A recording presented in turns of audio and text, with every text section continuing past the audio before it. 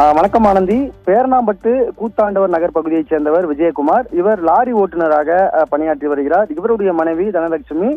தனலட்சுமியை பொறுத்தவரை பேரணாம்பட்டு நகர் பகுதியில் இருக்கக்கூடிய வீடுகளில் வீட்டு வேலை செய்து வருகின்றார். அதாவது கணவர் மனைவி இருவருக்குமே பார்த்தோம்னால் அவ்வப்போது வாக்குவாதமும் தகராறும் ஏற்படுவது வழக்கம். இவர்களுக்கு 3 குழந்தைகள் இருக்கக்கூடிய நிலையில் அதாவது விஜயகுமார் இன்று திடீரென்று வீட்டுக்குள் சென்றிருக்கின்றார். அப்போது வீட்டில் துர்நாற்றம் அதிகமாக வீசுவதாக அவருக்கு தெரிந்திருக்கின்றன.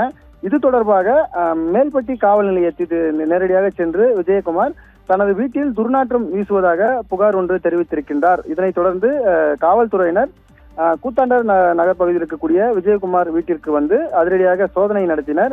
சோதனையில் காவல்துறையினருக்கு திடுக்கிடும் தகவலானது தெரிந்திருக்கின்றன. என்னவென்றால் அந்த விஜயகுமாரின் வீட்டில் இருக்கக்கூடிய ஒரு ஸ்லாப்பில் தனலட்சுமி, அதாவது அவருடைய 2 கால்கள் கட்டப்பட்ட நிலையில் 2 கைகள் மணிக்கட்டை அறுக்கப்பட்ட நிலையில், அதாவது அந்த ஸ்லாப்பில் வைத்திருந்தது தெரிய வந்தது.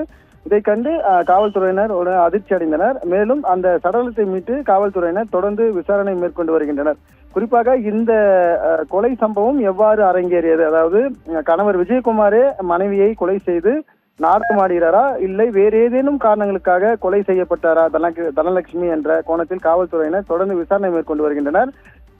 இந்த பகுதிக்கு மோப்ப நாய்கள் வரவழைத்து அது மட்டும் இல்லாமல் அந்த தடயவியல் நிபுணர்களையும் வரவழைத்து தொடர்ந்து இந்த பகுதியில் தடயங்களையும் சேகரித்து வருகின்றனர்.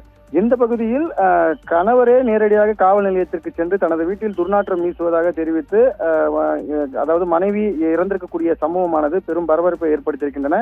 இந்த சம்பவம் குறித்து தொடர்ந்து காவல்துறையினர் விசாரணை மேற்கொண்டு வருகின்றனர். அந்த பிரேதத்தை, அதாவது தனலட்சுமி உடைய பிரேதத்தை வேலூர் அடுக்கம்பாறையில் உள்ள அரசு மருத்துவமனைக்கு பிரேத பரிசோதனைக்காக அனுப்பி வைக்கப்பட்டிருக்கின்றன. இந்த பிரேத பரிசோதனையின் அந்த முடிவுகளுக்கு பிறகு அதாவது இந்த சம்பவம் எவ்வாறு அரங்கேறி இருக்கிறது என்ற தகவலும் தெரிவிக்கப்படும் என்று காவல்துறை தரப்பில் தெரிவிக்கப்பட்டிருக்கிறது. ஆனந்தி.